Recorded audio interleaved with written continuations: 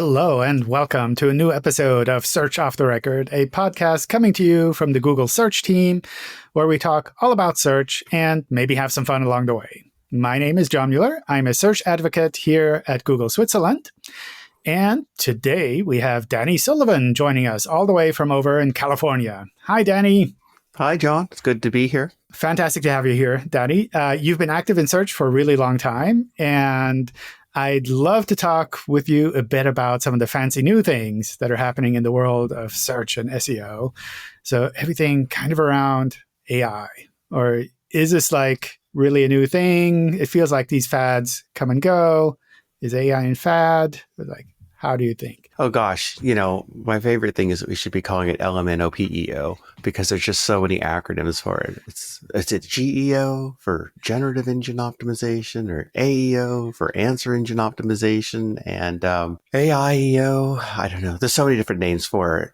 And, I used to write about SEO and search. I did that for like 20 years. And part of me is just so relieved I don't have to do that aspect of it anymore, to try to keep up with everything that people are wondering about. And on the other hand, you still have to kind of keep up on it because we still try to explain to people what's going on. And I think the good news is there's not a lot you actually really need to be worrying about. It's understandable. I think people keep having these questions, right? You see search formats changing, you see all sorts of things happening, and you wonder, well, is there something new I should be doing? Totally get that. And remember, John and I and others, we all came together because we had this blog post we did in May, which we'll drop a link to, or we'll point you to somehow to it. But we were getting asked again and again, well, what should we be doing? What should we be thinking about? And we all put our heads together and we talked with the engineers and everything else. So we came up with nothing really that different. That was kind of challenging. Yeah. And it's hard. I think people really see stuff and they think they want to be doing something different. It is a natural reaction. And so the short answer, because we'll do a long answer because we got a podcast, or maybe two that'll come from what we're doing. But, it is the natural reaction you have, but we talk about sort of this North Star, or the point that you should be heading to. And when it comes to all of our ranking systems, it's about how are we trying to reward content that we think is great for people, that it was written for human beings in mind, not written for search algorithms, not written for LLMs, not written for LMNOPEO, whatever you want to call it. Is that everything we do and all the things that we tailor and all the things that we try to improve, it's all about how do we reward content that human beings find satisfying and say, that was what I was looking for. That's what I needed. So if all of our systems are lining up with that, it's that thing about you're going to be ahead of it if you're already doing that. To whereas the more you're trying to optimize or GEO, whatever you think it is for a specific kind of system, the more you're potentially going to get away from the main goal, especially if those systems improve and get better. Then you're kind of having to shift and play a lot of catch up. So, we're going to talk about some of that stuff here with the big caveat. We're only talking about Google, right? That's who we work for. So we don't say what, anybody else's AI search, chat search, whatever you want to kind of deal with, and kind of go with it from there. But we'll talk about how we look at things and how it works. And yeah. One of the challenging things I noticed when we came out with that blog post, basically saying you don't need to do anything different, was that people were hearing all of these things that they had to be doing. It's like, you have to split your content up, or you have to do this, do that. And they kind of us going out and saying, well, actually, you don't need to do any of that. I can imagine that for some people that felt a bit like, well, Google just doesn't know. They don't realize, like, you have to do all of these new things now. Yeah. And I think, it's the same thing with the traditional SEO. Like, you may find something that you discover, if I do this one particular thing, maybe I'm getting a little bit more success than I expected, or maybe I'm being successful in ways that were wildly more than I expected. But also, I think those things don't tend to last because of what I said before. You went after one specific thing rather than going after the overall goal. So when all the other factors that came into play start to change around and things shift and things improve, then you're one little thing that you did before isn't the one little magic trip that whatever it was those ads used to say, one little trip you can use your belly fat. Uh, yeah, except that one little trip was like I needed to eat less, and I do like to eat. But anyway, let's start off and we kind of go into this further and like set some definitions. And like to me, this is what I've been using when I've talked or tried to explain things to people.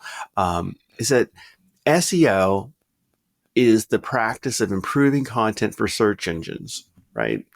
And it's funny, I used to, again, I was outside of Google and people would ask me like, oh, well, what's SEO? I'm doing all this stuff for Google. And I used to be like, no, that's not what you do as SEO. Like SEO isn't just, I'm going to try to show up in blue links on Google. SEO is you are understanding how people seek information, and then you're understanding how that information appears, and you're ensuring that you're doing the things that are helping you to be successful, which would even refer to, oh, something gave me a voice response. Well, how did it figure out the voice response? And was there a way for me to be present in it or whatever? So I think I did that at a blog post like 2010 or something like that, where I wrote about all this sort of stuff. But anyway, those days, hair was a bit darker then. But I think that even as people are going through all this and they're hearing all these different acronyms and they're all trying to figure out what to do, I don't think that the nature of search engines changing and getting new format changes, that the umbrella term remains SEO. And that AEO, GEO, LMNO, PEO, whatever you want to call it, to me would be a subset of the SEO. You're focusing on AI formats. Some people do local SEO, right? Mm-hmm. It's not a different kind of SEO necessarily that's completely removed from it, but there are some things that may be specific to local listings. You try to understand it. So I think that one reframing of this is that you understand that there's these new formats and how do they apply into my world of SEO that I'm thinking about? And then are there specific things I do need to be doing or not be doing for these kinds of formats? But, start off with it's still SEO, and it's still kind of the kind of thing that you go with it. Oh, can I do a tiny little caveat in there too? Okay. Two little ones. Sorry. I rant and roll along, but one thing, because I don't want to forget this, I should have grabbed a piece of paper to write things down along the way. One thing, it's just a reminder that if you're not an SEO, you didn't do SEO, you don't think about SEO, or you don't even know what that means, great. That's like wonderful. You guys have written, everybody at Search Central put together a whole guide of SEO to tell people who want to understand from our point of view things you should think about. But we really just want you to focus on your content and not really worry about this. If your content is on the web and generally accessible, as most people's content is, that's it. I've actually been heartened that I've seen a number of people saying things like, I don't even want to think about this SEO stuff anymore. I'm just getting back into the joy of writing blogs. And I'm like, yes, great. That's what we want you to do. That's where we think you're going to find your most success. Like, that's wonderful. But that said, people then ask questions. They want to know. So then we talk about the SEO stuff. And the other thing is, and I've seen a number of people remark on this, is this concern that, well, I've been doing SEO, but now I'm getting clients or people saying to me, but I need the new stuff. I need the new stuff. And I can't just tell them it's the same old stuff. So I don't know if you feel like you need to dress it up a bit more, but I think the way you dress it up is to say, these are continuing to be the things that are going to make you successful in the long term. Like, I get you want the fancy new type of thing, but the history is that the fancy new type of thing doesn't always sort of stick around if we go off and do these particular types of things. I'm keeping an eye on it, but right now the best advice I can tell you when it comes to, how we're going to be successful with our AEO is that we continue on doing the stuff that we've been doing, because that is what it's built on, which, it's easy for me to say because I don't got someone banging on the door saying, well, actually we do.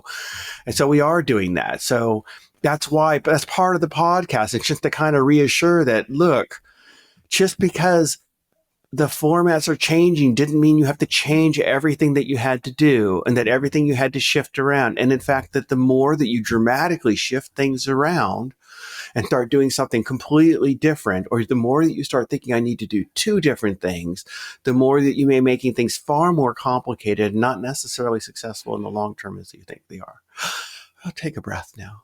I think that makes a lot of sense. I think one of the things that perhaps throws SEOs off a little bit is that in the early days, there was a lot of almost like a technical transition where like people initially had to do a lot of technical specific things to make their site even kind of accessible in search.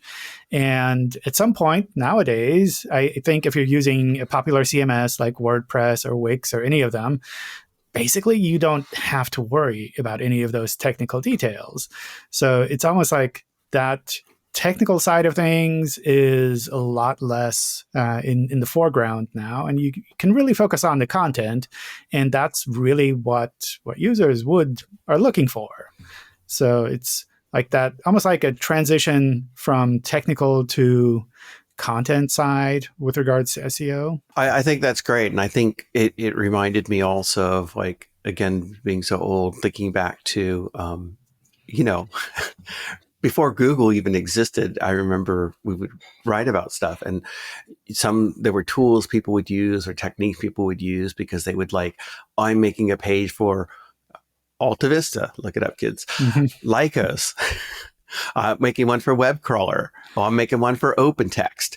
And they would, like, do 6 different versions of content for 6 different search engines. And sometimes they did have some very specific types of things that maybe you could be a little more successful, but they weren't that different. And it generally wasn't going to be worth that much of an effort for a typical person to kind of go through all that sort of stuff. And then over time, because I think they were all aiming towards the same sorts of things, the differences became less. We also got fewer search engines along the way, but I don't think that takes away from the fact that it didn't continue on, that people were constantly typically making content for specific types of search engines. There are obviously some people who always go to some whatever extremes that they can, but it wasn't like a typical strategy people would do.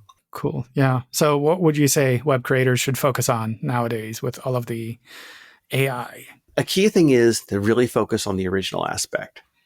Not a new thing. These are not new things beyond search, but if you're really trying to reframe your mind about what's important, I think that one hand, there's a lot of content that is just kind of commodity content, factual information.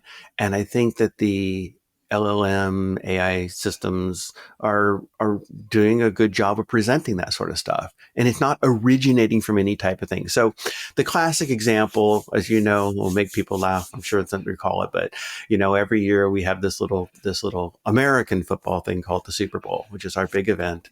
Everybody gathers around and watches it, and sees what happens between whatever teams are going, whatever.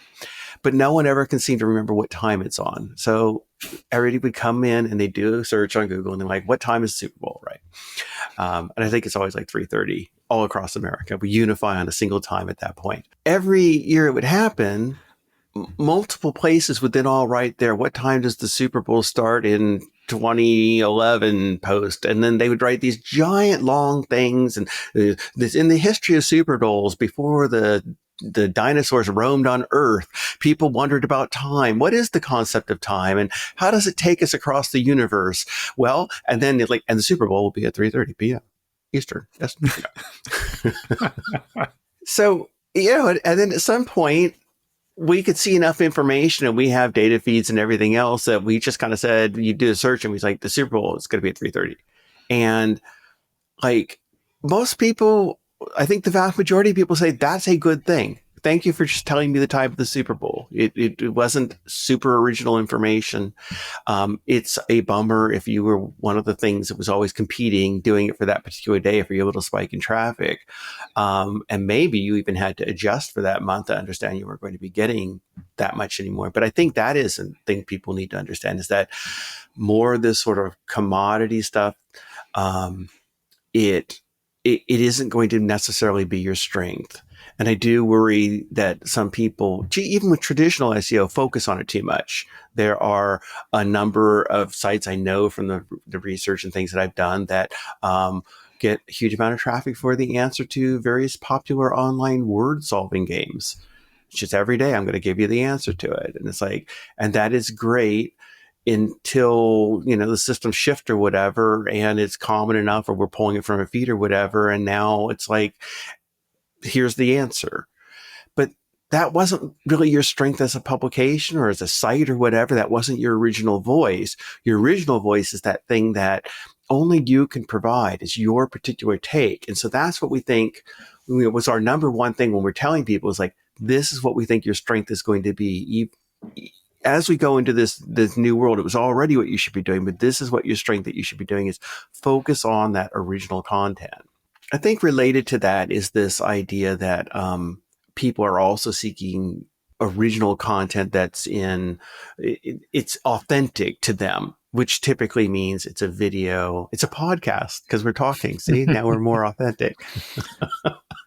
Or there are posts where they getting these firsthand perspectives or whatever. And we've seen that in the search we've already done, where we brought in more social, more experiential content, not to take away from the expert takes. It's just that people want that. Sometimes, like, you're just wanting to know someone's firsthand experience alongside some expert take on it as well. But if you are providing those expert takes, you're doing reviews or whatever, and you've done that in the written form, you still have the opportunity to be doing those in videos and podcasts and so on. Those are other opportunities. So those are things that, again, it's not unique to the AI formats, but they just may be, as you're thinking about how do I reevaluate what I'm doing overall in this era, that these are things you may want to be considering with it from there. I think that makes a lot of sense also because the web, like, even without AI, the web has evolved so much that it's like there's a lot of this commodity content already out there. And what really sets you apart is kind of that unique voice that you bring in. And when we're talking about something like the Super Bowl, it's not that we can present a page of search results that are basically all the same thing. It's like, here's the history of football since the dinosaurs. But people want, on the one hand, they do want to see some generic information, some commodity content, but they also really want to see unique takes and kind of understand what is different, or what has changed, or what is kind of a unique take on this situation. Yeah, and I think it maybe helps you learn beyond things too. And I suspect that you're going to see this is what we're thinking about, is if we are presenting the commodity information, but we also want to ensure people are continuing to be satisfied or learning more or learning things from the open web, then how can we point you to things that let you go beyond it? Like, so I don't know if it'll be the history of the time of the Super Bowl. Maybe is that sort of history of the Super Bowl or in that particular place. That's the kind of thing we might show alongside it, or why it somehow over time, a football evolved from a round spherical object originating in England and somehow managed to turn into this sort of elongated, ovalic type of thing that is known and is so popular in the rugby playing countries, but also, if you don't get it, you don't know, like American football or football is completely different from football, which is football or soccer or whatever. But anyway, but it's coming home, John. It's coming home. It's coming home. Okay. I think also with regards to authentic content, it feels like that's the kind of thing that you can't really artificially create, where you can't go out and it's like, oh, I have to write something about the Super Bowl. I will create something authentic and follow this pattern. Well, and I think that's where I always come back when people say, well, what did you think about this, et cetera? I always think about it in terms of social media, right? And now, fair enough, there's plenty of social media that's, quote, authentic, but it's not really authentic. Like, it's whatever. But it's resonating with people. And I think it seems that a lot of people who are on social media, the ones I especially like, they just have something great that they want to share. or they have a passion about it, and they didn't sit down and think, how am I going to tweak it so that this is super great for, I don't know, Instagram, but not for Snap, and now for, whatever. Don't get me wrong. I don't make videos, and there's certainly things you can see people are doing, and make sure you put in the caption so that I can listen to it, me, when I don't have my volume on. I'm like, thank you, everybody, whoever just does captions, because I never have my volume on when looking at stuff. But even textual posts or whatever, I think there's kind of these technical things you do and things you learn along the way. But the core is you were authentic to people who started following you because you were just authentic.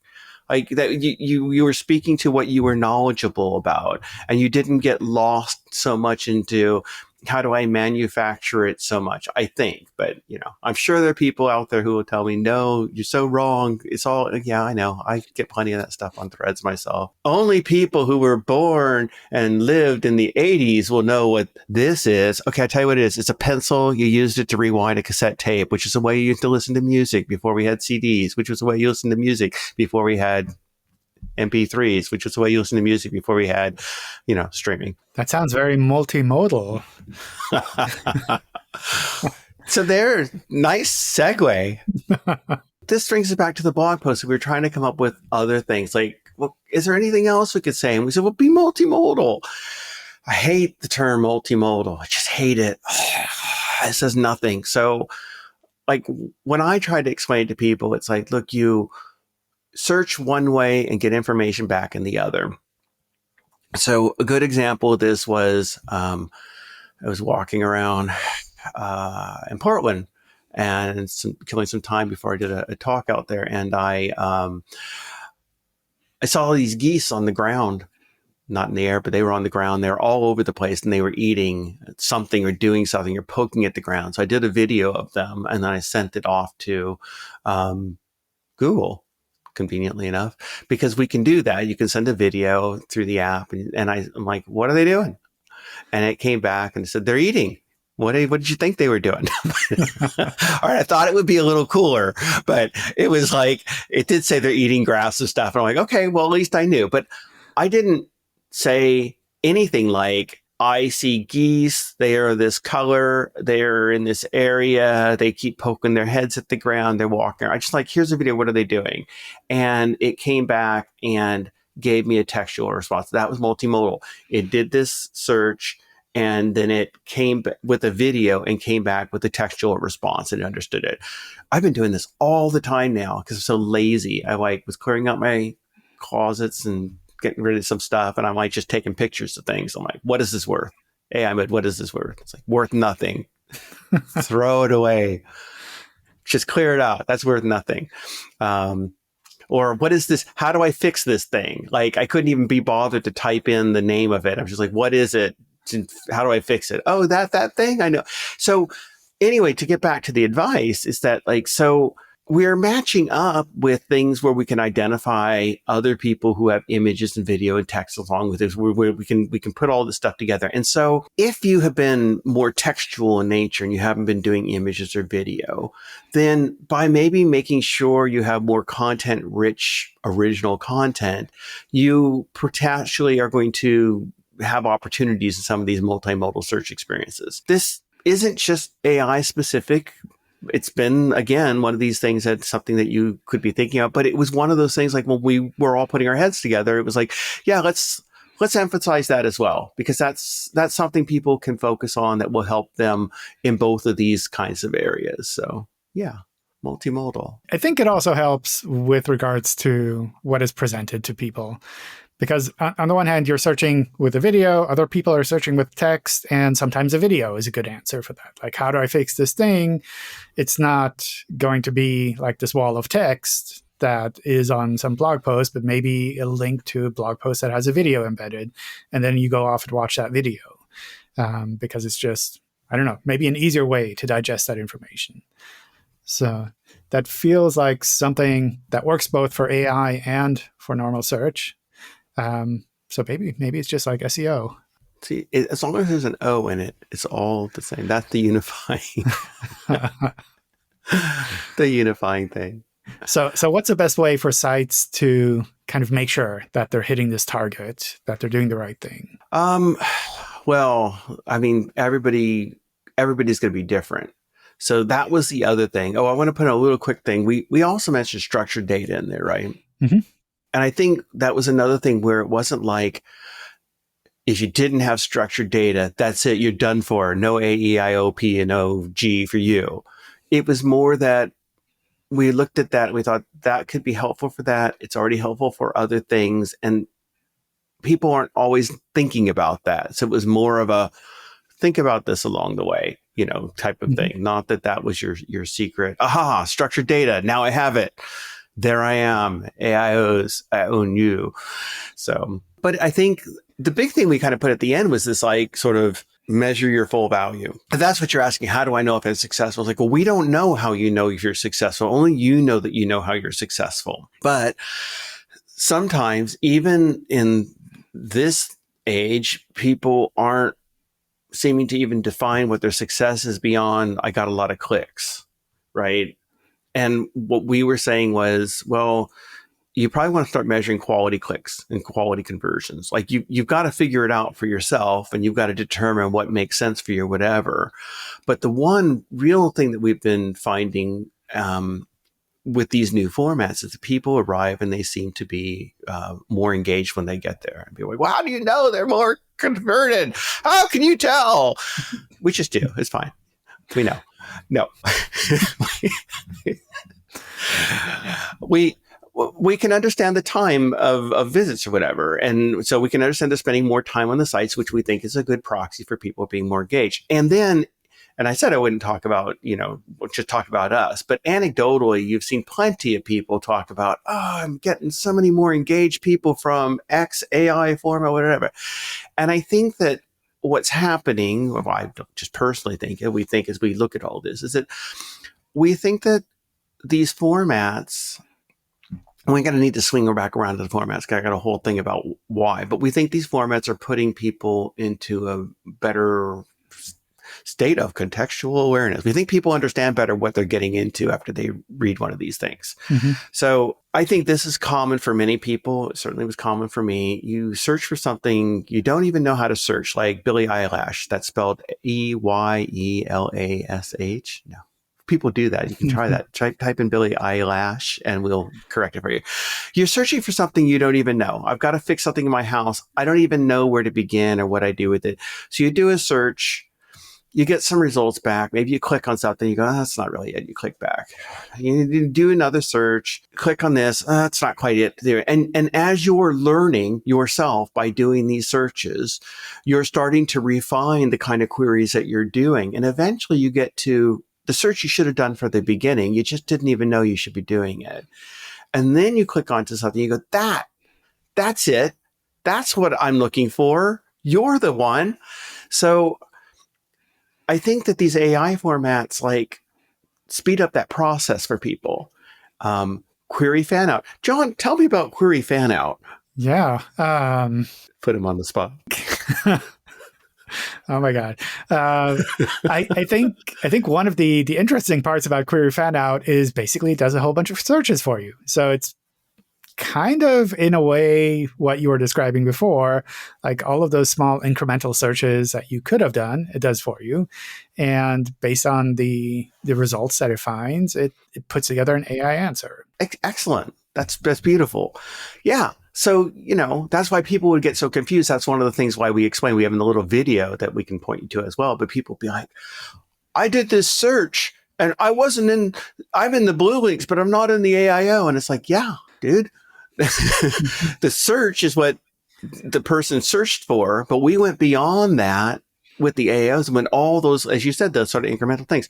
So when you get one of these AIOs, or if you're in AI mode, which I really love myself, I spend a lot of time there, but you've gotten a lot more context. So you are ending up with the thing that is probably closer to what you wanted in the first place. So that brings us back to this measuring the full value. If you have been getting a lot of these incremental clicks and they've clicked away, maybe that was a visit, but maybe that wasn't really a good value to you. Whereas the people coming in who are converting better might be better prospects. And also maybe you're not even thinking about how you do the conversions, right? Maybe You know, I've said this before, but when I used to run a site or two, I like my number one goal was always to make sure that if you arrived there, you left your email, because I wanted to then have this continuing connection. That Hmm. we would be able to then reach out with you, whatever. So that was the thing we wanted to do. That was our conversion type of thing. I don't know what everybody else's conversion things or whatever, how they measure it. It's going to be down to you. But this is a shift that people are starting to see and recognize. And if you are trying to think, well, how do I deal with this whole new world of how search is changing? That seems to be one of the things. And that seems to be one of the things you should be looking toward. Hey, am I understanding my conversion better? Are there things I can do to better take advantage of better converting people and so on? That also seems like something that would be challenging to put into Search Console because, like you said, everyone has a different notion of what they consider a conversion. Yeah, I mean, especially for us, like in Search Console, we would have to have all sorts of things hooked up to it, and you'd have to, whatever. There are different analytic tools that can let you do that.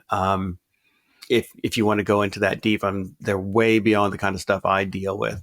But certainly, that's one. However you're doing it, do it.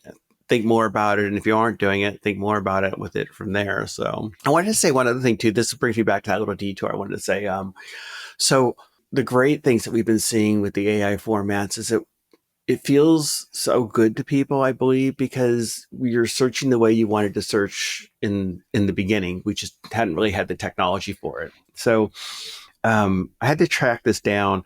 Brian Pinkerton was like the guy behind WebCrawler.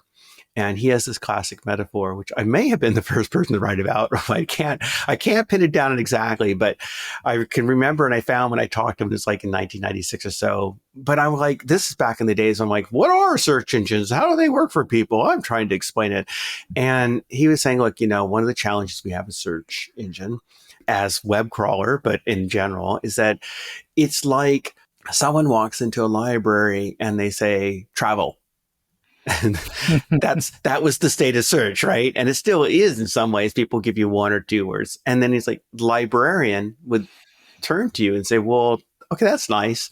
Did you want to travel anywhere in particular? Are you interested in the history of travel? Are you wanting to go on a boat, on a plane, a train?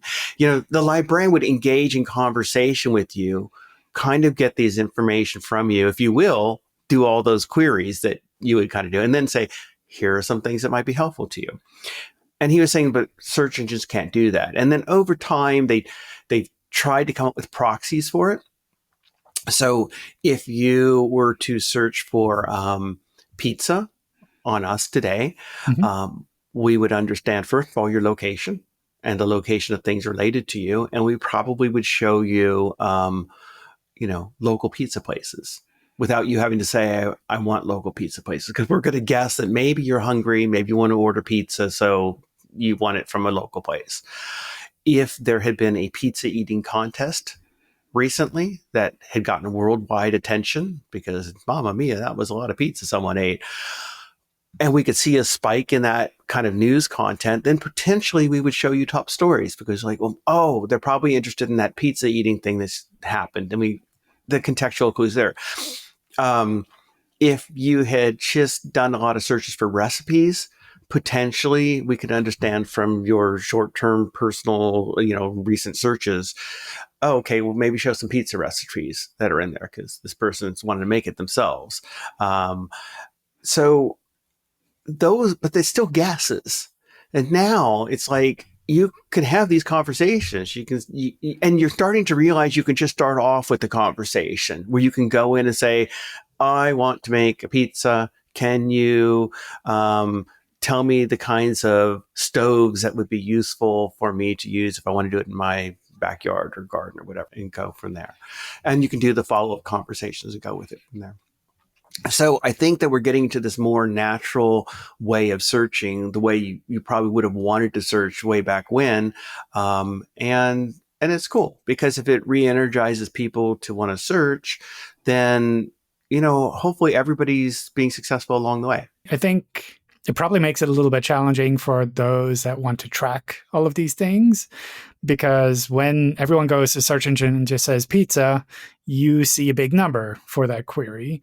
Whereas if people ask very specific questions around pizza, then that's kind of hard to aggregate. So it seems like that might be a direction where, I don't know, in the future, things like Search Console or other tools might need to expand to better understand, well, they searched this really long thing, but they were looking for a pizza recipe. Yes. This will be part of the challenge in terms of how we're taking in feedback and also just trying to understand how you do evolve the kinds of tools because, you get really, really long, complicated queries. This goes back to the kind of SEO mental space that people may have started with. And it's understandable, but they would use various tools over the years to understand what were popular things people were searching for, what were specific terms. And sometimes way in the past, that was really important because you would be like, oh, am I trying to be found for this word or that word? Well, which is the more popular way people describe it? Am I trying to be found for generative engine optimization or answer engine optimization? Well, let me track which is more popular, and then I'm going to make sure I write using that thing all along. But then over time, search engines got smarter and they're like, yeah, I know you didn't use the exact word, but guess what? Synonyms, we can figure all that stuff out. And you didn't have to be as specific, but still some of that memory muscle stays and all those sorts of things. So you can run back to the keyword tool. I'm going to try to understand it. But now what do you do like when people are doing like entire sentences? Well, obviously you've got to start optimizing for the entire sentence. So right now, make a page for every possible sentence that someone might know. Don't do that, please. No. It comes back to that grounding of, well, what is the general thing that you're trying to write about? And then again, are you writing it in a way that a human being would expect it to be written for them? And that's what you should do. Cool. Well, that was it for this episode. It was great talking about all of the different aspects that kind of play a role with regards to SEO and AI being a part of that. Also talking a little bit about some of the things that you can do if you want to optimize or focus on kind of the new things around SEO, making sure that you're creating something original, authentic, that you're thinking multimodal, despite you not liking that word, and thinking about different ways that you can measure your success online. Thank you for joining us here, Danny. Thanks for having me, John. Look forward to talking next week. Thank you all for listening in, and goodbye. We've been having fun with these podcast episodes. I hope you, the listener, have found them both entertaining and insightful too. Feel free to drop us a note on LinkedIn or chat with us at one of the next events that we go to if you have any thoughts. And, of course, don't forget to like and subscribe. Thank you, and goodbye.